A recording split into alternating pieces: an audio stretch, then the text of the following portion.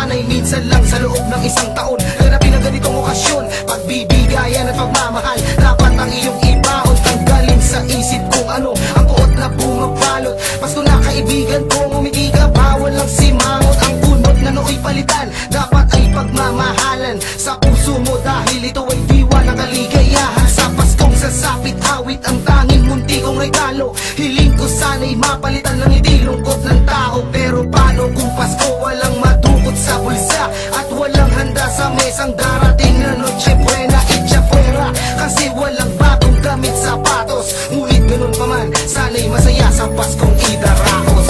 Pasko na na may darating, meron lang akong munting hiling. Kapayapaan at kaligayahan, dapat meron ang lahat sa atin.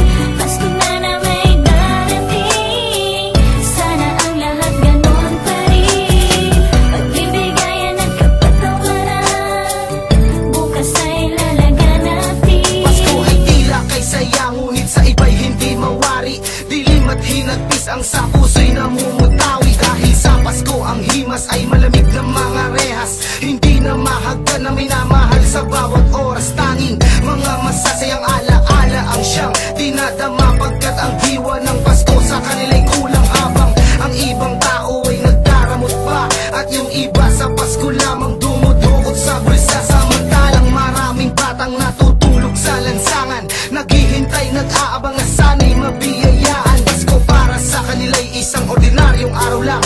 Basta't malamanan ang tiyan at mabusog ay okay lang. Na hindi na magpasko at gunitain ang kasiyahan. Basta sa pagsapit ng dilim, sila'y may matulugan. Sana sila'y kaawaan kahit di na Pasko.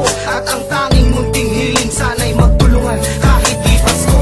Pasko na na may darating, meron lang akong munting hiling. Kapayapaan at kaligayahan, dapat meron ang lahat sa atin. Pasko na na may darating, sana ang lahat ganon pa rin.